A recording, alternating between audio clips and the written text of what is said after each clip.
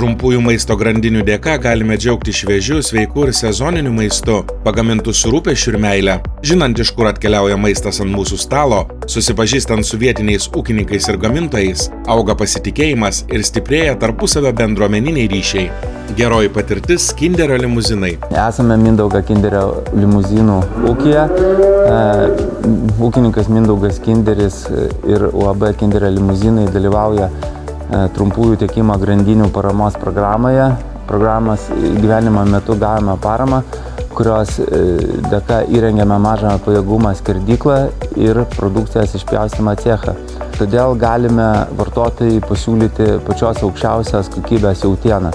Kviečiame ir kitus ūkininkus jungtis dalyvauti trumpųjų tiekimo grandinių programoje, nes tai yra nauda ir ūkininkams, ir vartotojams. Trumposios maisto grandinės skatina vietos ekonomiką, remia vietos ūkininkus, maisto gamintojus ir mažas įmones, kuriant darbo vietas ir skatinant ekonomikos augimą. Kupiškio rajone Kandrėnų kaime ūkininkaujanti Kristina Kazlauskaitė ekologiškai auginanti mėsinius viščiukus ir vištas dedeklės. Esame ekologinių ūkių nariai, kurie dalyvauja trumpųjų grandinių projekte.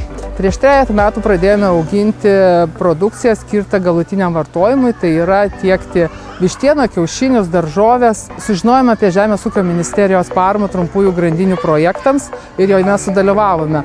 Gavome paramos skirtos veiklai, darbuotojams apmokėti, nuomai bei įrangai. Iš tikrųjų, ta pagalba labai padėjo sustiprinti ūkį ir išplėsti galimybės pateikti vartotojams produkciją.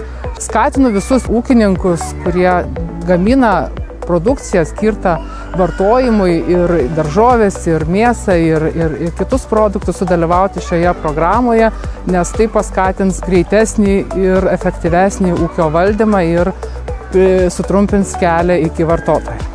Trumposios maisto grandinės naudingos ir aplinkai, nes produktai apdorojami mažiau. Sandėliavimo pakuotė ir transportavimas dažnai paprastesnis. Kai produktai iš lietuviškų ūkių trumpiausių kelių tiekiami tiesiai pirkėjams, ugdymo sveikatos priežiūros įstaigoms sparčiai populiarėja. Gerasis to pavyzdys – Vilniaus Lapšelis darželis Žvangutis, kuris jau prieš 3 metus prisijungė prie trumpųjų maisto grandinių sistemos. Mes ne tik, kad džiaugiamės, kad valgo sveiką maistą, mes džiaugiamės, kad pagausėjo lankomumas vaikų. Tai yra, vaikai tapo sveikesni, noriai valgo daržovės. Pirkti šviežią ir sveiką maistą, būti informuotiems, betarpiškai bendrauti su gamintojais, o šiems reaguoti į pirkėjų lūkesčius ir jiems atliepti, trumpųjų maisto grandinių sukuriama nauda ir galimybės. Nebūk nuošaly, būk trumposios maisto grandinės dalimi, kurioje laimi visi.